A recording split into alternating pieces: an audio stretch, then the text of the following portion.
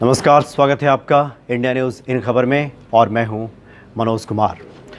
3 राज्यों में चुनाव होने हैं इस साल के अंत में और प्रधानमंत्री नरेंद्र मोदी पूरे फॉर्म में दिखाई दे रहे हैं। आज महाराष्ट्र पहुंचे थे, चूँकि जनादेश जो यात्रा थी देवेंद्र फडणवीस की उसकी समाप्ति थी और इसी मौके पर पहुंचे थे महाराष्ट्र के नासिक और वहाँ प्रधानमंत्री ने अपने 100 दिन सरकार के पूरे होने के कार्यों का भी उल्लेख किया और जनता के सामने कहा कि ये रहा शतक, यानी इस शतक में धार भी है, रफ्तार भी है और आने वाले भविष्य की झलक भी है।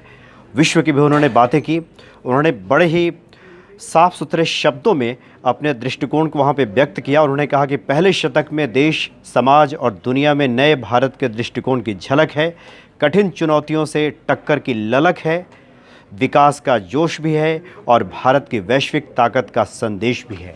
इस तरह की बातें उन्होंने कही हैं और भी ढेर सारी बातें कही हैं। उन्होंने शरद पवार पे भी निशाना साधा है, कश्मीर को लेकर अपनी नीति को भी स्पष्ट किया है। इसके क्या है मायने हम जानेंगे और इस वक्त हमारे साथ मौजूद हैं हमारे वरिष्ठ सहयोगी विद्याशंकर तिवारी जी।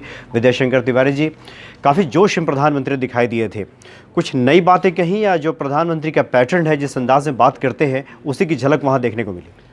दरअसल ये जो 2-3 फैसले हुए 100 दिन के अंदर, उसको लेकर के प्रधानमंत्री, पूरी सरकार और उनकी पार्टी बहुत कॉन्फिडेंट है। वो इसी बात का जिक्र कर रहे थे। इसमें कहीं कोई दो राय कि जो जम्मू कश्मीर को लेकर के अनुच्छेद 370 का फैसला हुआ है वो ऐतिहासिक है। जी बिल्कुल।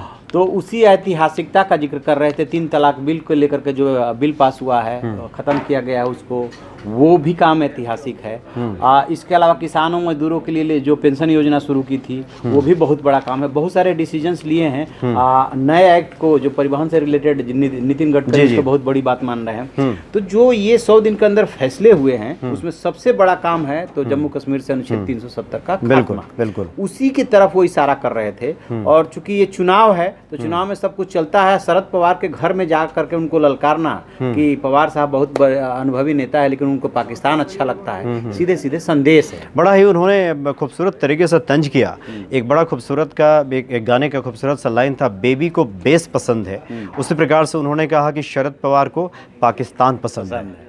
तो वो चूंकि सटायर करते रहते हैं और नारा गढ़ने में भी माहिर माने जाते हैं। तो इस हिसाब से जा कर के शरद पवार पे जो नासिक का इलाका है, शरद पवार का ठीक ठाक बेस है, तो वहाँ पे जा कर के उन्होंने तंज कसा। तो मुझे लगता है कि शायद वहाँ पे शरद पवार को बड़ा प्रतिद्वंदी मान रहे हैं, अपना प्रतिद्वंदी। जी हाँ, बिल्कुल ठीक है। कांग्रेस पे भी उन्होंने उतना वार नहीं किया जितना कि शरद पवार पे। तो इसका सीधा सीधा जो है पॉलिटिकल मैसेज है जी तीनों राज्यों के चुनाव को लेकर के। उनके शब्दों पे जाएं, शरद पवार को खास करके उन्होंने कहा कि कांग्रेस का कंफ्यूजन तो समझ में आता है लेकिन शरद पवार थोड़े वोट के लिए जिस प्रकार की बातें कर रहे हैं वो ठीक नहीं। यानी कहने का मतलब ये था कि एक तरह से उन्होंने शरद पवार को कांग्रेस के मुकाबले फुटेज भी दिया और उनकी आलोचना भी कर डाली।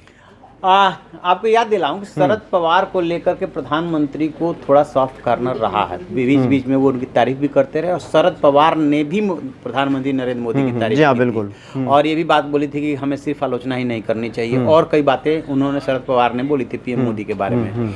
तो सॉफ्ट कॉर्नर रहने के बावजूद इस वक्त जो मौजूदा राजनीतिज्ञ हैं उसमें शरद पवार एक स्टालवार्ड है, इसमें कहीं कोई दो राय नहीं। बेशक वो विपक्ष की राजनीति कर रहे हैं तो उन्होंने उतना आक्रामक नहीं किया, तंज में ही शरद पवार को जवाब देने की कोशिश की है। क्योंकि उन्होंने पिछले दिनों बोला था कि पाकिस्तान के बारे में कि वहाँ के लोग अच्छे हैं टाइप की बातें। तो वो वोट बैंक से जोड़ करके, खासतौर से अल्पसंख्यक मुस्लिम वोट बैंक से जोड़ करके ये उन्होंने तंज कसा है कि इन वोटों के लिए आपको पाकिस्तान अच्छा लगता है। तो ये वार करके वो कहीं ना कहीं अब बड़े वोट बैंक से अपने को कनेक्ट। अच्छा बताएं, तो इसका क्या मतलब निकलता है कि अभी महाराष्ट्र के चुनाव में क्या शरद पवार की पार्टी ही मुख्य प्रतिद्वंदी के तौर पे दिख रही है?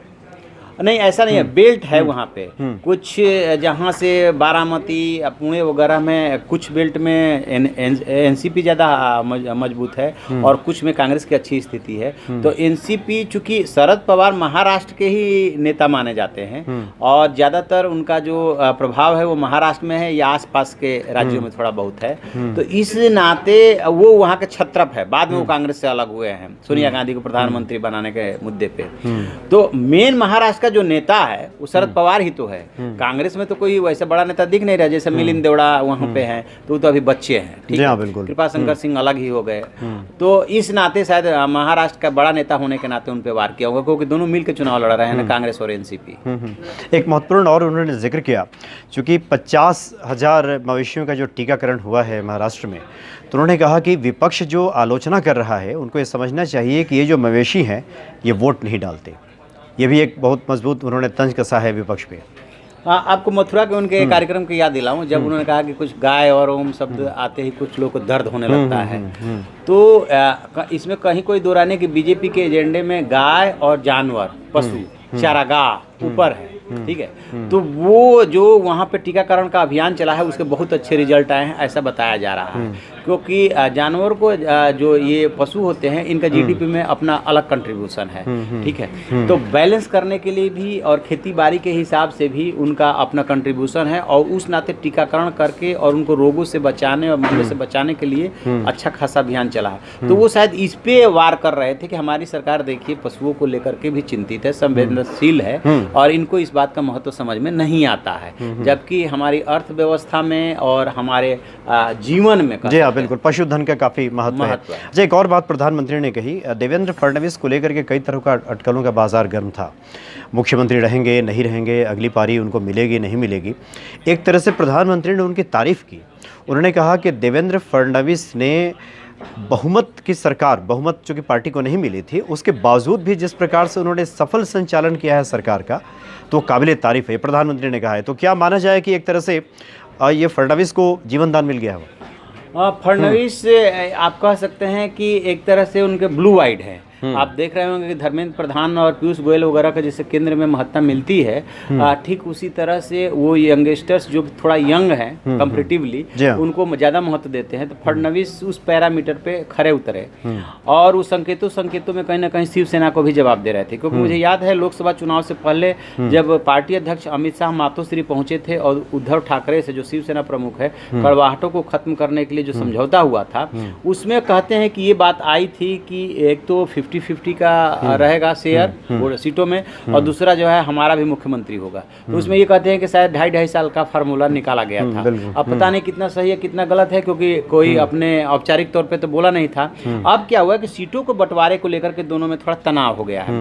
बीजेपी अब ये चाहती है कि आप कुछ दिनों तक या लंबे अरसे तक बड़े भाई की भूमिका में महाराष्ट्र में रहे शिवसेना, उन्हीं का मुख्यमंत्री बना था, आपको याद होगा, मनोहर जोशी वगैरह। तो अब जो है बीजेपी के ज्यादा सीटें मिली है, 122 सीटें मिली है, आपको 63 सीटें मिली है। ठीक इसी तरह से जब लोकसभा का चुनाव हुआ था तो उसमें बीजेपी 122-23 पे लीड की थी और ये 80 पे लीड किए थे।